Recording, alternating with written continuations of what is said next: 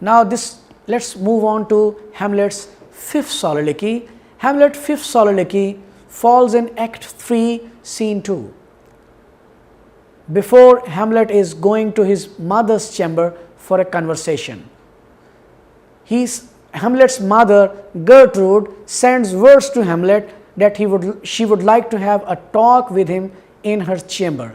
Hamlet asks for a short amount of time alone, and in this short period he delivers his soliloquy in which he plans out the conversation. "'Tis now the very witching time of night, when churchyards yawn and hell itself breathes out contagion to this word. Soft now to my mother, let me be cruel, not unnatural. I will speak daggers to her, but use none." Now in this soliloquy throws light on Hamlet's plans, that what he will be doing with his mother. So he says that he will be cruel but not unnatural, and he has no plans to kill his mother, though he will be using harsh words. So this soliloquy sheds light on what will be happening in the next scene. And now let's discuss Hamlet's sixth soliloquy, which occurs in Act 3, Scene 3. "Now might I do it, Pat? Now he's praying, and now I will do it, and so he goes to heaven. And so am I revenged that would be scanned." This soliloquy happens when he sees King Claudius is busy in his prayers and draws a naked sword to kill him.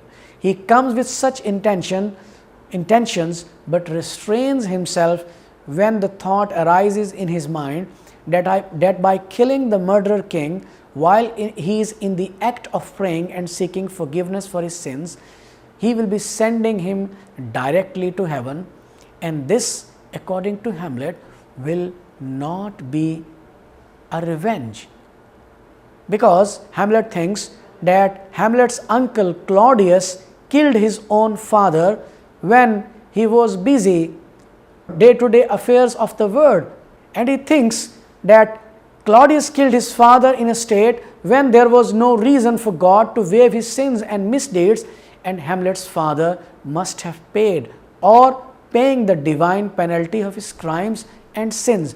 Now to kill Claudius in a position where his sins will be ignored and he will be sent straight to heaven is no revenge at all. So, hence Hamlet decides not to fulfill his task this time. He tells himself to wait for an opportunity and kill the king when he is drunk asleep, or in his rage, or in the incestuous pleasure of his bed, at gaming, swearing, or about some act that has no relish of salvation in it. In this way, when the king Claudius will be killed, he will have to pay for his sins and misdeeds and will be totally accountable for his crimes, and that will justify the act of revenge and the promise the king Hamlet made to his beloved dead father. And now you can see this soliloquy explains the motive, Hamlet's motive for not taking an action against the murderer of his father. We see why does Hamlet delay in carrying out Ghost's commandment. So soliloquy also helps us understand in deciphering the motives, the hidden motives of the actions of a character. We come to know that why does Hamlet delay? Why does Hamlet not kill Uncle Claudius even though he gets an opportunity for doing so? He finds his uncle alone, but he does not kill him. Now the seventh and last soliloquy by Prince Hamlet occurs in Act 4, Scene 4, and it starts, "How all occasions do inform against me and spur my dull revenge." This scene develops when Prince Hamlet, on his way to England, sees Fortinbras, who is leading his army through Denmark to capture some part of Poland. That's a small territory which, according to the captain, hath in it no profit but the name. This little revelation induces Hamlet to ponder upon his inability to execute his father's revenge, even with sufficient motive and cause. Thus Hamlet delivers the following soliloquy, which is also his last. And now, if we look deeply at this soliloquy, then this sheds light on the fact that he has a natural tendency that always thwarts his purpose. His tendency to generalize and universalize and to think instead of act, one that can be seen in other soliloquies in once more time evident here also. He tells himself that every person has a purpose and they should fulfill it. A man is no better than a beast if he is satisfied only with sleeping and feeding himself. God gave reason to human beings so that they may make use of it. He says that a man is justified in taking action if his sense of honor demands that he should, that he could find coal in a straw. That is, accept the challenge even if the provocation is far and distant. Okay, now for those learners who feel difficulty in understanding English, I will be giving you a brief summary of today's lecture in Urdu. Okay? تو دوستو آج میں نے آپ کو سولیلوکیز یعنی خود کلامی کے بارے میں بتایا. میں نے خود کلامی کی تعریف بتائی. میں نے کہا کہ جب کوئی کردار اپنے آپ سے باتیں کرتا ہے اسٹیج پر اور کوئی دوسرا کردار موجود نہیں ہوتا تو اسے خود کلامی کہتے ہیں. تو پھر میں نے بتایا کہ سولیلوکی بہت ہی اہم چیز ہے اور مختلف ڈرامہ نویس اسے اپنے ڈرامہ میں استعمال کرتے ہیں اور اس کے ذریعے ڈراماٹسٹ جو ہے وہ کرداروں کے ذہن میں ہمیں جھانکنے کا موقع دیتا ہے. ہمیں پتہ لگتا ہے کہ وہ کردار کیا سوچ رہا ہے اپنے متعلق اور دیگر کرداروں کے متعلق. اور شیکسپیئر نے اپنے ڈراموں میں اس خود کلامی کے ڈیوائس کا بہت خوبصورتی کے ساتھ استعمال کیا ہے، جیسے کہ اس زمانے میں باقی ڈراماٹسٹ بھی سولیلوکی کا یعنی خود کلامی کا استعمال کرتے تھے. مارلو نے بھی بہت خوبصورتی استعمال کیا ہے، لیکن شیکسپیئر آپ کو پتہ ہے کہ ماسٹر ڈراماٹسٹ تھا تو اس کے ڈراموں میں بہت ہی پیارا استعمال ہے. اور اگر ہم اس کے ڈراموں میں سے خود کلامی کو نکال دیں، خاص طور پہ اس کی ٹریجڈیز میں سے خود کلامی کو نکال دیں تو کچھ بھی نہیں بچتا. آپ دیکھ سکتے ہیں کہ ہیملیٹ جو ڈرامہ ہے اس میں 11 سولیلوکیز ہیں. جب ہم کہتے ہیں کہ سولیلوکیز ان ہیملیٹ تو ہماری مراد ہوتی ہے کہ اس ڈرامے ہیملیٹ میں جتنے بھی کردار ہیں ان کی جو خود کلامیاں ہیں وہ سب شامل ہیں. تو 11 خود کلامیاں ہیں جس میں 7 دفعہ ہیملیٹ اپنے آپ سے باتیں کرتا ہے، 3 مرتبہ ہیملیٹ کا چچا کلاڈیس اور 1 مرتبہ ہیملیٹ کی محبوبہ. جو کلاڈیس اور اوفیلیا کی خود کلامیاں ہیں یہ اپنے تئیں بہت اہم ہیں، لیکن آج میں اس موضوع پر گفتگو نہیں کروں گا. آج صرف میں ہیملیٹ کی جو خود کلامیاں ہیں ڈرامے ہیملیٹ کے اندر ان کے بارے میں بات کروں گا. تو ہیملیٹ کی جو پہلی خود کلامی ہے وہ پہلے ایکٹ میں دوسرے سین میں ہوتی ہے، جب ہیملیٹ کی ماں اور باپ پہلے ہی شادی کر چکے ہیں، یعنی ہیملیٹ کی والدہ اور ہیملیٹ کا چچا شادی کر چکے ہیں اور وہ ہیملیٹ کو اپنے دربار میں بلاتے ہیں. تو ہیملیٹ بہت ہی اداس ہے کیونکہ اس کا والد جو ہے وہ مر چکا ہے اور ہیملیٹ کی ماں نے بہت جلدی شادی کر لی ہے. تو یہ ہیملیٹ کی ذہنی کیفیت ہے جس کے اندر اس کی یہ سولیلوکی وقوع پذیر ہوتی ہے. اور ہم دیکھتے ہیں کہ ہیملیٹ جو ہے وہ اتنا ڈپریسڈ اور اتنا پریشان ہوتا ہے کہ وہ ایون خودکشی کے متعلق بھی سوچتا ہے، لیکن وہ پھر بعض چیزوں کی وجہ سے خودکشی سے اپنے آپ کو باز کر لیتا ہے کہ خدا جو ہے اس نے خودکشی کو حرام قرار دیا ہے. تو یہ سولیلوکی جو ہے وہ ہیملیٹ کے کردار پر بھی روشنی ڈالتی ہے اور ہیملیٹ کے جو فادر ہے، ہیملیٹ کا جو باپ ہے اس کے کردار پر بھی روشنی ڈالتی ہے.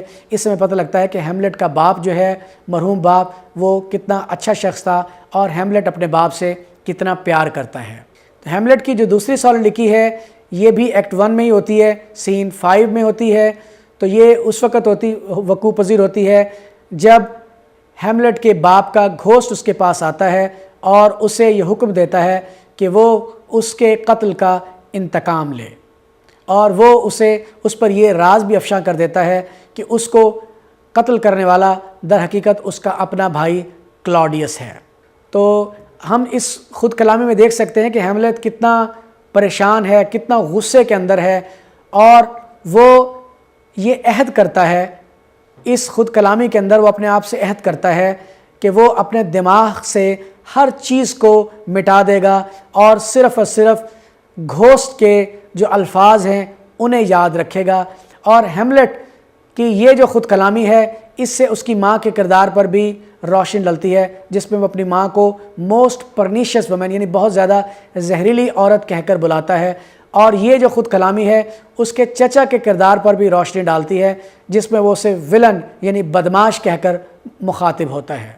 اور ہیملیٹ کی تیسری سولیلوکی ایکٹ 2 سین 2 میں ہوتی ہے، جس میں ہیملیٹ اپنے آپ کو مورد الزام ٹھہراتا ہے کہ اس نے ابھی تک اپنے والد کے قتل کا انتقام کیوں نہیں لیا، اور وہ اپنے آپ کو ڈل اینڈ مڈی میٹلڈ راسکل کہہ کر پکارتا ہے۔ اور ہیملیٹ کی جو چوتھی سولیلوکی ہے جو ایکٹ 3 سین 1 میں آتی ہے، جو to be or not to be that's the question سے شروع ہوتی ہے، یہ لٹریچر کی دنیا کی سب سے مشہور ترین خود کلامی میں سے ایک ہے، جس میں ہیملیٹ زندگی اور موت کے فلسفے پر بات کرتا ہے۔ ہیملیٹ کی جو پانچویں خود کلامی ہے یہ ایکٹ 3 سین 2 میں آتی ہے، جب ہیملیٹ اپنی ماں سے اس کے چیمبر میں ملاقات کرنے کے لیے جا رہا ہوتا ہے، تو ہیملیٹ تھوڑی دیر کے لیے تنہائی میں جاتا ہے اور پھر وہ خود کلامی کرتا ہے، اور اس سے ہمیں پتہ لگتا ہے کہ ہیملیٹ کا کیا منصوبہ ہے۔ تو وہ کہتا ہے "It's now the very witching time of night when churchyards yawn and hell itself breathes out contagion to this word, soft now to my mother, let me be cruel, not unnatural. I will speak daggers to her but use none." ہم اس میں دیکھتے ہیں کہ Hamlet یہ تہیہ کرتا ہے کہ وہ اپنی ماں سے سخت زبان استعمال کرے گا لیکن اس کو مارے گا نہیں۔ تو اس سے ہمیں آنے والے جو واقعات ہیں اس کے بارے میں بھی پتہ لگتا ہے کہ ہیملیٹ کا آنے والے سین میں اپنی ماں سے کیا رویہ ہوگا۔ اور یہ جو چھٹی خود کلامی ہے یہ بھی ایکٹ 3 سین 3 میں ہوتی ہے، جب وہ اپنے چچا کلاڈیس کو قتل کرنے کا بہت ہی اہم موقع گنوا دیتا ہے۔ وہ دیکھتا ہے کہ اس کا چچا نماز پڑھ رہا ہے تو وہ اسے قتل نہیں کرتا، اور اپنے آپ کو یہ کہہ کر اس کو قتل کرنے سے روک لیتا ہے کہ اگر وہ اسے اب قتل کر دے گا تو وہ اسے سیدھا جنت میں بھیج دے گا، اور یہ کوئی انتقام نہیں ہوگا، کیونکہ کلاڈیس نے اس کے باپ سینئر ہیملیٹ کو اس وقت مارا تھا جب وہ اپنی دنیا کے کاموں میں مصروف تھا، اسے اپنے گناہوں پر پچھتانے کا موقع نہیں ملا تھا۔ تو اس سولیلوکی سے ہمیں یہ بھی پتہ لگتا ہے کہ ہیملیٹ میں پری میڈیٹیٹڈ ایکشن کرنے کی صلاحیت نہیں ہے، اور اس سے ایک اور بات پر بھی روشنی ڈلتی ہے کہ ہیملیٹ جو ہے اپنے چچا کو قتل کرنے میں کیوں تساہل سے کام لیتا ہے۔ جو ہیملیٹ کی ساتویں اور آخری سولیلوکی ہے یہ چوتھے ایکٹ میں چوتھے ہی سین میں ہوتی ہے، جس میں ہیملیٹ جو ہے پرنس ہیملیٹ جو ہے انگلینڈ جا رہا ہوتا ہے، اور وہ راستے میں فورٹ براس کو دیکھتا ہے جو پولینڈ کا کچھ حصہ قبضے کرنے کے لیے تیار ہوتا ہے۔